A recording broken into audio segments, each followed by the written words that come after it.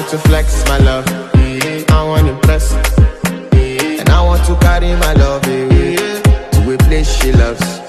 I'm